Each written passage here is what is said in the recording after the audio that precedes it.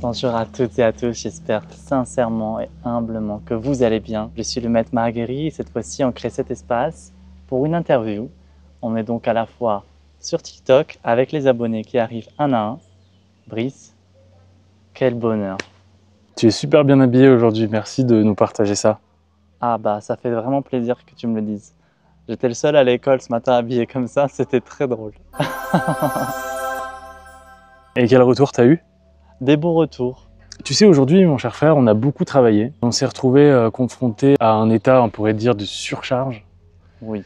Je voudrais te demander si quelque chose s'est passé en toi pour réagir à ça. J'ai utilisé plein de techniques qui sont maintenant faisant partie de mon être. Donc c'est quelque chose de naturel et d'intuitif au niveau de la manière dont je le lance, dont je l'exécute. Tu te rappelles que dans le module Mindset, la notion de pourquoi. Oui. C'est avec le pourquoi que tu trouves un sens à ta vie. Tu sais où aller. S'il est découvert, tu ne peux plus faire de procrastination. Dans mon pourquoi, j'ai ma fille.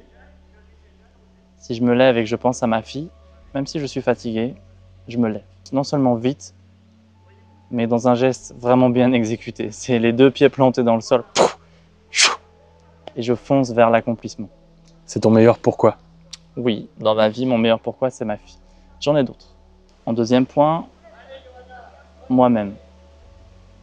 Je veux voir cet homme dans le miroir avec un sourire heureux au quotidien. Et pour avoir ça, je dois faire ce qu'il faut.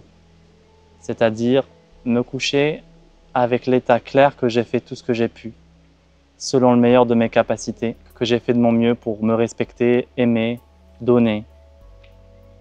Et le troisième, c'est le dharma. M'incliner, me laisser émerveiller par la volonté la plus élevée et me laisser émerveiller par le résultat du fruit de chaque intention dharmique qui est posée. Alors, j'aimerais aujourd'hui rentrer dans un cadre un petit peu plus intime avec toi, si tu me le permets. Tu as déjà atteint la barre des 100 likes sur ton live. Mon cher frère Mahagiri. Je ne sais pas à quelle sauce je vais déguster. Y a-t-il une part de toi Oui. que tu protèges farouchement, même face à tes élèves les plus proches? C'est drôle cette question. Je protège farouchement, pour employer ton terme, chaque fibre de mon être, continuellement. Parce que pour être sanctifié, tu dois dire un nom déterminé et permanent à tout ce qui n'est pas la lumière. Et pour en arriver là, j'ai dû me confronter aux horreurs et choisir Dieu. Enfin, celui qu'on appelle Dieu. Ou cela qui est le divin. Alors, j'ai l'impression d'être plus perdu qu'avant que je pose mes questions. Mais c'est là tout l'art d'un maître. De la maîtrise. Pas de la maîtrise. La famille, on va esquiver celle-là. Dans le chat, si jamais ils ont des questions, qu'ils n'hésitent pas à les poser. Et puis, excellent. Si je trouve qu'il y en a une qui est plus pertinente qu'une autre, évidemment avec ma petite modestie, très petite, eh bien, je te la ferai parvenir. Sarah Young qui dit bonsoir. Salut Sarah, bonsoir. Alors Brice, deuxième question, je t'en prie. Est-ce qu'il y a une révélation, quelque chose qui s'est passé récemment, qui t'a marqué? C'est tellement dur de te répondre, parce que je suis dans un état de canal. C'est mon mode de vie, la révélation, parce que je passe mon temps à dévoiler des souches et des structures et des concepts.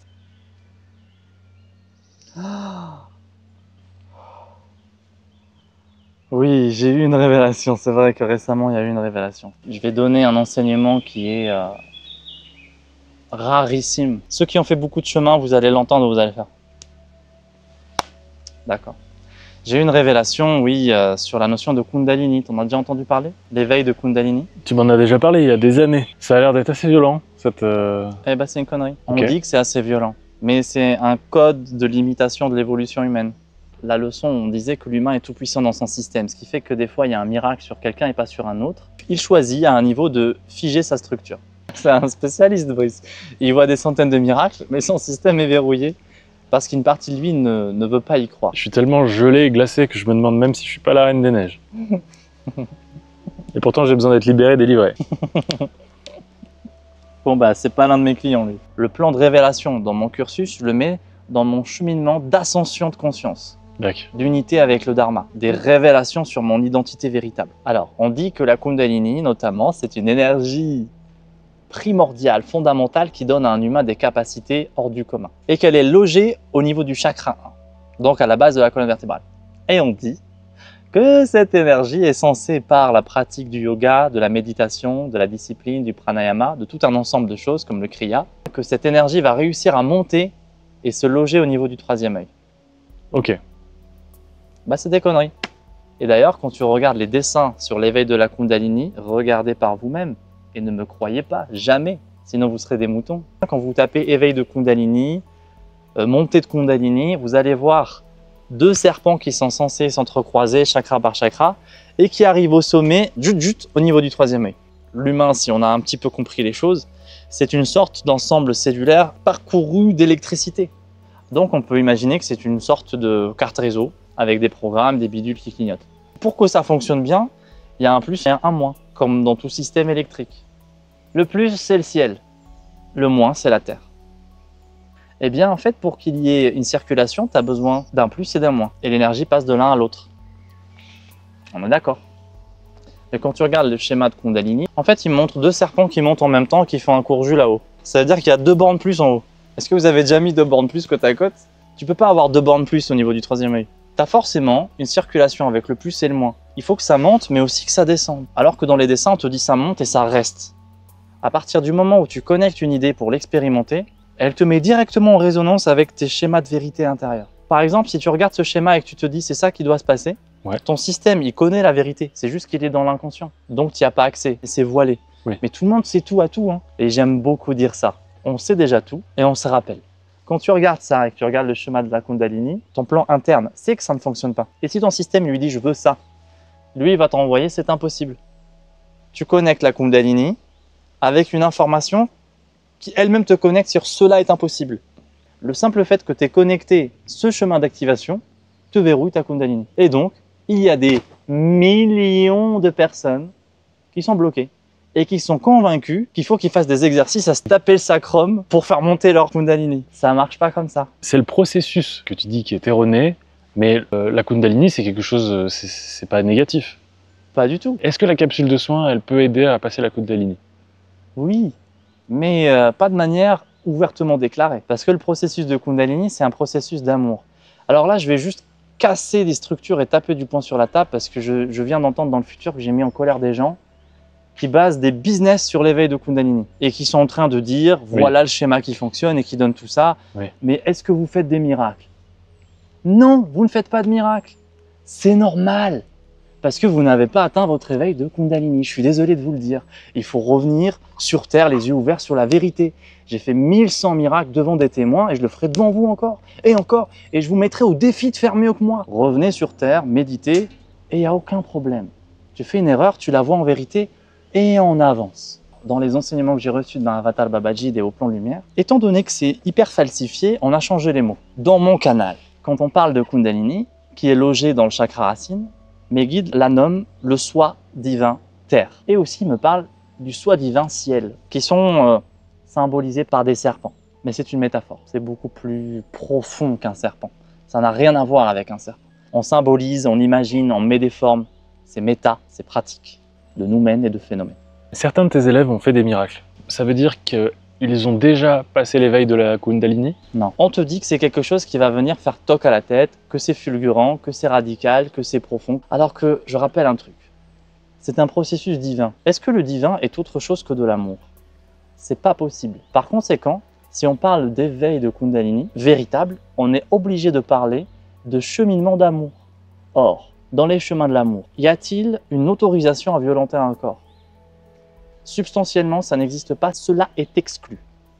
Est-ce qu'on a la possibilité de brûler les étapes? Non plus. Impossible, parce que brûler les étapes est une violence pour le système. Un éveil de Kundalini, par la lumière, est forcément quelque chose de responsable, de respectueux, de doux, de joyeux. C'est tout, sauf ce qu'on te dit. Il ne faut pas confondre éveil de Kundalini et capacité psycho-énergétique. C'est pas parce que tu as des capacités que tu es spirituellement élevé. Merci Maha. Famax qui demande, travailles-tu avec la foi, la tradition ou des entités précises? Tu veux bien me faire un immense sourire en étant le plus sincère possible? Écoute le centre d'où vient ce sourire. C'est de ta lumière. C'est de là que je travaille. Si tu veux vraiment me comprendre, tu dois aller dans le centre d'émission qui est le tien et d'observer ta lumière. C'est de cet endroit. Et c'est une expérience directe et concrète. Le meilleur chemin encore pour la trouver est de faire un merveilleux sourire. Qu'un beau jour, il se trouve que ce sourire peut émettre une radiance beauté en dehors de toi. C'est juste un appel à un sourire total. Un cœur jaune dans le chat qui demande « Pourquoi t'appelles-tu Mahagiri ?» Eh ben, c'est pas moi qui ai choisi. Il est bizarre celui-là. Qui est-ce donc? En fait, ça s'est passé en 3 étapes. Prénom de naissance, Oussem Eddine Belker. Oussem Eddine, choix volontaire des parents, plus Belker, nom de la lignée. Quand le prénom est donné à l'enfant, il va aussi hériter sur le plan énergétique de toute la tradition, de toute la culture, sur un plan informationnel et vibratoire. Ça se sème dans son ADN, qui lui va traduire toutes les injonctions de cet ADN-là. AD quoi? ADN, cœur dans les miennes, dans les veines. Activation complète du corps divin dans mon ADN. À un moment donné, quand j'étais relié à mon sang humain et au clan, j'avais des douleurs dans mon corps, des programmes toxiques dans ma psyché, des comportements qui n'allaient pas, que j'ai reçus de mes parents. Et l'héritage du sang humain, ça va pas du tout. Parce que ça fait des millénaires que les corps humains donnent naissance à des enfants en dehors des lois du Dharma. C'est dur de s'en sortir tout seul. Ah, j'ai vraiment souffert. Moi, j'ai eu de la chance. Éveil à 19 ans. Et à 24 ans, mes guides m'apparaissent. Parce que je les cherchais depuis que j'ai 13 ans, je médite 4 heures par jour. Donc, j'avais des prédispositions du fait de m'écouter et de chercher la vérité. Et c'est dans ces eaux-là que tu reçois ton nouveau prénom? Oui, le nouveau prénom a été Ismaël. Je ne connaissais pas Jésus. Et un soir, j'ai vécu le chemin de Jésus dans mon corps.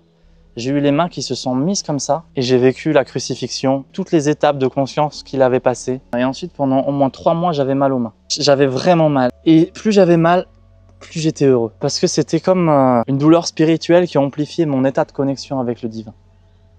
J'avais un état de soumission face à mon père biologique extrêmement violent. Parce qu'il avait dompté mon système et implanté le sien. Ce que lui voulait inconsciemment, c'était faire ce que tout le monde veut dans l'aspect reptilien. C'est se dupliquer à travers son fils. Du coup, pour faire ça, tu dois soumettre. Et moi, j'avais pas la force de l'extraire de mon système. Et ce qui s'est passé, c'est que j'avais fait la rencontre du regard du Christ. L'embrasement. C'est comme dans un film de science-fiction où ses yeux s'unifient à tes yeux. Et en fait, je vois à travers ses yeux et lui voit à travers mes yeux. Et j'ai vu un océan de flammes, sans début ni fin. Et j'ai entendu un bruit, le bruit d'un brasier. Et c'était une jouissance. C'était comme si ce feu, je le connaissais depuis toujours. Le feu de l'esprit pur, le feu de l'incandescence de vérité, le feu de la droiture la plus extrême. Et il a regardé mon père avec ce regard-là et lui a dit « dégage, sors de cet espace ».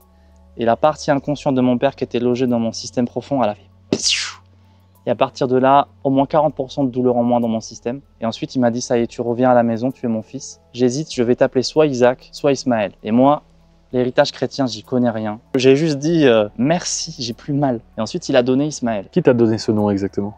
Le soi de Jésus. C'était à la fois un choc de découvrir son histoire. Ce qui a été le plus fascinant, c'était de revivre la reconstitution de ses tissus. Parce que quand j'ai revu toute son histoire, en accéléré dans mon corps, donc quand il était dans le tombeau, il y avait comme une sève cellulaire divine qui rentrait dans l'espace intercellulaire et qui rassemblait tout dans une espèce de... Ah, genre un cri qui ordonne à la matière. Et tu voyais toutes les cellules revenir, bam, bam, bam, bam, insoutenable pour moi, parce que moi j'étais pas dans cette situation, j'étais en train de traduire une information. L'un des trucs les plus durs, ça a été de revivre la mort de Jésus. Pendant cette situation, j'ai vécu une mini tétanie de la moitié du visage. Ma mâchoire, elle est partie sur le côté gauche, et le divin disait « ne t'en fais pas, c'est normal », et il mettait de la lumière dans mon système. Et il disait « pourquoi ça a fait ça ?» Parce que pendant que je vivais l'information, une partie de mon système se disait « est-ce ma propre mort que je contemple ?» Il a dit « je refuse de vivre la mort », ce qui est normal. Oui. Et du coup, il a posé une sorte de tétanie. Et donc, ça n'était pas grave, c'était juste impressionnant. La première chose qu'il a fait quand il a été reconstruit, quand il s'est redressé comme ça, il a levé les mains comme ça dans une surpuissance de force et il a ri. C'est comme si tout mon ADN, c'était des micro-cerveaux qui pouvaient lire chaque ondulation de son histoire inscrite dans le cristal terrestre. Magnifique. Donc là, tu reçois ton deuxième prénom. Mon vrai prénom. Ismaël. Ismaël. Ensuite, je vais en Inde. Et là, je devais fermer la porte des ténèbres. Bien avant l'état de sanctification de mon corps. Et sans sanctification, pas de miracle. Un matin, je me lève. Et les yeux fermés, je suis rempli de lumière. C'est un bonheur. Et j'ouvre les yeux pour contempler le jour. Et des ombres rentrent par mes yeux et rentrent dans mon corps. Et je comprends que c'est le lot de tout le monde. C'est juste que je suis ultra lucide. Et Babaji me dit, t'en fais pas, c'est aujourd'hui que tu vas être délivré, tu vas devoir fermer la porte des ténèbres. Et il m'a dit, c'est Jésus-Christ qui a la clé de cette porte. C'était très étonnant. Encore Jésus. Chaque émanation du divin a une ligne d'accomplissement particulière. C'est comme nous sur Terre, on a tous un rôle, un métier. Disons que lui, il a la capacité de fermer la porte des ténèbres. J'ai vécu un chemin extrêmement éprouvant, de plusieurs heures, jusqu'à réussir à fermer la porte des ténèbres. Je devais faire tout un tas d'exercices. Babaji me disait quoi faire. À un moment, je devais m'incliner, me relever, m'incliner, faire un home mais avec une intention particulière, m'incliner, me relever. L'exercice marquant, c'est que je devais imaginer que Babaji mettait sa lumière dans mon corps par le haut de la tête et qu'à force, en fait, elle commençait à sortir par mes yeux, par ma bouche, par mes oreilles, par mes mains, comme si je devenais une lumière depuis l'intérieur du corps et que ça pulsait dans tous les sens. Et je devais garder cette vision 8 heures d'affilée pour bien donner un code clair, sanctification. Ici, c'est le temple de Dieu. Toutes les ombres disparaissent. C'était il y a combien de temps environ? C'était en décembre dernier. J'étais en Inde. Et dans ce processus-là, après la fermeture de cette porte, j'ai rencontré l'un de mes pères spirituels qui s'appelle Lahiri Mahashaya. Ce qu'il y a d'incroyable, c'est que quand je vois sa tête, j'ai trop envie de rire et je l'aime et j'ai l'impression de le connaître et que c'est mon grand-père. Mais c'est vraiment une sensation bizarre, alors que je ne l'ai jamais vu. Mais je sens mon grand-père. Est-ce que c'est celui qui est représenté avec une petite moustache? Oui. Qui sourit? Et quand il fait ça, quand je fais ça, tu le vois lui? ouais, je le vois lui. Et à un moment donné, je vais à la Yogoda Satsang Society en Inde. Il y avait 4 photos. Paramahansa Yogananda, l'un de mes pères. Sri Yukteswar Giri, que j'ai rencontré aussi, l'un de mes pères, qui m'a appris énormément de choses. Et Lahiri Mahashaya. Et il y avait aussi Mahavatar Babaji et Jésus-Christ. Je suis super content parce que j'avais plus mal. J'avais fini la porte des ténèbres. J'étais là à faire. Oh, là, je te le dis en 2 secondes. Ouais. Mais ça s'est fermé à coup de sadhana, à coup de prise de conscience, à coup de choix volontaire, à coup de rencontre dans les ombres et dire non, je suis le fils du divin, je suis le fils de Dieu, toi tu dégages. C'est pour ça que je suis aussi fort maintenant. Je sors de là, je suis dans la célébration. Lahiri Mahashaya arrive et je le vois dans le 3e œil. Si tu veux, je le vois comme je te vois. Il est là et il me dit, incline-toi, je vais te donner ton vrai nom. Tu es guéri, G-I-R-I, guéri. Et je ne sais rien de ça. Je dis juste d'accord parce que c'est le minimum de s'incliner et de remercier. Du coup, je sors de là, un taxi nous attend, paf, il m'emmène chez Nirmal, qui était notre hôte, très connecté. Et du coup, je lui raconte, j'ai fait, bon, bah voilà, dans mon cursus, je fais la forme des ténèbres. Il fait, oh, trop heureux pour moi, il comprend les process. Et je lui fais, bon, il y avait Lahiri Mahashaya, il vient de me dire que je suis son fils, enfin notamment dans cette lignée-là, et que mon vrai nom de famille, c'est Guéri. Et quand j'ai dit ça, Nirmal, il bug. Il comprend tout ce que ça veut dire. Et moi, non. Et je me demande s'il va bien. Et je vais venir mal. Pourquoi tu as cette attitude-là? Il me fait, Guéri, si tu as reçu ce nom, je m'incline 3 fois devant toi et je t'appellerai 3 fois maître. Et j'ai dit, mais pourquoi? Il m'a dit, parce que Guéri, c'est ceux qui ont renoncé. Et c'était Ismaël Guéri. Et à partir de là, j'avais plus aucun problème dans mon corps, dans mon esprit, dans mon sang. J'étais enfin bien et invariable dans mon humeur. Je me sentais enfin moi. Revenu à la maison.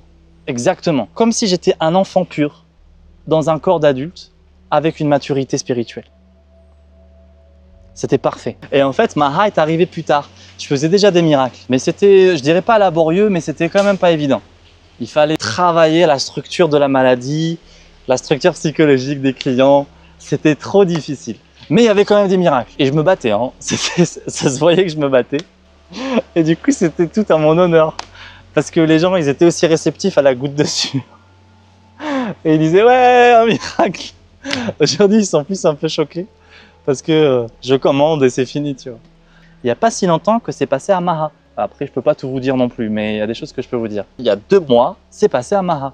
Il m'a dit, maintenant, prépare-toi, tu vas atteindre un nouveau stade de conscience. Et ton prénom va changer. J'ai rigolé quand il m'a dit ça. C'est comme les mises à jour WordPress ou quoi? C'est toutes les 6 mois, tu as une mise à jour. Le mec, il change de nom. On n'est pas à l'abri de nouveaux changements à l'avenir. Et là, il me fait, tu vas intégrer un nouveau plan de conscience. C'était pas évident. Hein. Je suis resté plusieurs jours alité, genre 20 heures d'affilée. Et il n'y a pas pouvoir bouger. Tu veux bouger, le système nerveux te dit inopérationnel. Le code du divin rentre. Et il m'a dit, tu vas atteindre le plan de conscience qui s'appelle Maha, le libérateur. Et avec cette nouvelle mise à jour, tu vas être capable de soigner les gens 10 par 10 et pour faire des miracles incontestables devant des témoins. C'est ton plan. Et ce qui s'est produit devant témoins pour la première fois il y a 2 semaines où j'ai reçu 40 personnes d'un coup et il y avait 20 ou 30 miracles d'affilée. Et avant-hier, on en a reçu 18 avec une interruption à cause de ma fille, fallait que j'aille la chercher à l'école. Et on en a fait sur 18, 11 déclarés. Mais c'est juste un échauffement là. Un jour, et je serai honorable, je l'accomplirai. C'est une promesse que je vous fais, je les recevrai 1000 par 1000. Et là, qu'est-ce qui va se passer? La promesse du divin sera tenue. Il y aura tellement de cas que quoi que je dirai, ce sera pris profondément au sérieux pour implanter un état de conscience dharmique. Par dharmique, j'entends essence spirituelle, divine, pure. Maha, c'est les 2 premières syllabes de mon vrai prénom, qui fait 14 syllabes. Ma.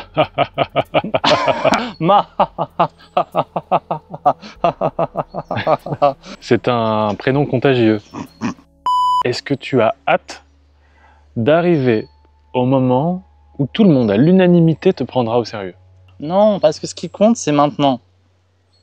J'ai trop été décalé de mon maintenant à vouloir être après. J'ai compris que c'est pas ça le chemin. Mon maintenant préside à tout. Mon objectif est d'être l'accomplissement d'un sourire éternel, permanent. Et pour ça, je dois juste être là. Donc c'est depuis maintenant que je contemple l'œuvre. Il t'a manqué ton maintenant? Putain oui, j'ai tellement souffert à être décalé de maintenant. Le maintenant, en fait, il fait peur à tout le monde. C'est difficile d'être maintenant. Parce que maintenant, t'es là avec tout ce que t'as pas aimé de toi. T'es maintenu. T'es maintenu. Maintenu. Y a-t-il eu, mon cher frère, un moment où tu t'es senti indigne de ta mission, Oh oui. même l'espace d'un instant? Oh oui. Et de manière totalement ouverte et déclarée. Le nombre de fois où je me suis senti devant le divin impropre, sale, non méritant, bizarre. Pourquoi moi et pas quelqu'un d'autre? Qu'est-ce que vous me voulez? Laissez-moi tranquille. Ça, c'était du tome 1 au tome 12, c'est que ça. Quand je parlais au divin, je lui disais, mais tu me réponds, mais je me sens complètement indigne de toi. Je me sens pas propre. Pourquoi tu t'adresses à moi alors que tu pourrais parler à quelqu'un de pur? Ouais. Et il me disait, si seulement tu voyais comme moi je te vois, tu pleurerais infiniment. Et j'ai senti tout son amour.